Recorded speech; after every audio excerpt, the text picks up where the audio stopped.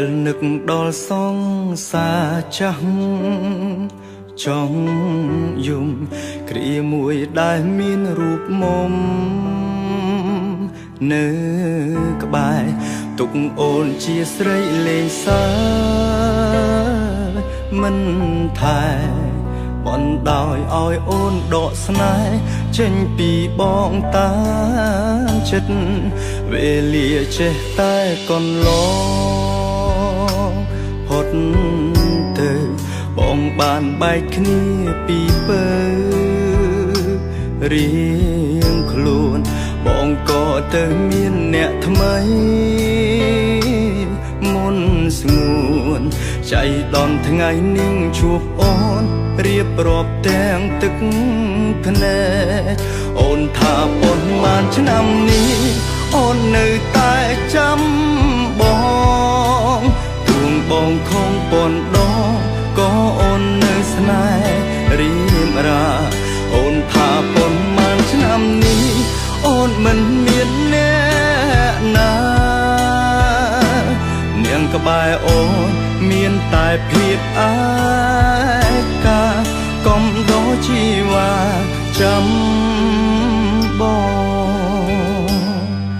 ហេតុអ្វីមិនព្រមស្អប់បងប្រលឹង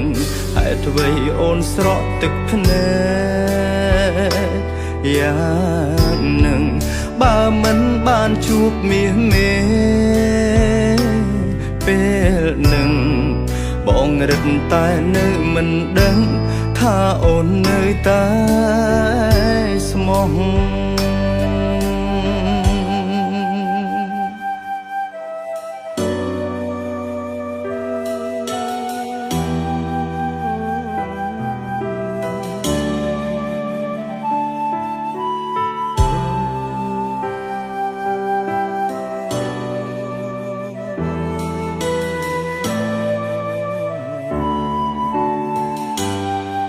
អូនថាប៉ុន្មានឆ្នាំនេះអូននៅតែចាំបងទួងបងខំប៉ុនដងក៏អូននៅស្នេហ៍រៀមរាអូនថាប៉ុន្មានឆ្នាំនេះអូនមិនមានអ្នកណានាងក្បែរអូនមានតែភាពអាកាកុំដោជីវ៉ាចាំអូនថាប៉ុន្មានឆ្នាំនេះអូននៅតែចាំបងទួងបងខំប៉ុនដងក៏អូននៅស្នេហ៍រៀមរាអូនថាប៉ុន្មានឆ្នាំនេះអូនមិនមានអ្នកណានាងក្បែរអូនមានតែភាពអាកាកុំដោជីវ៉ា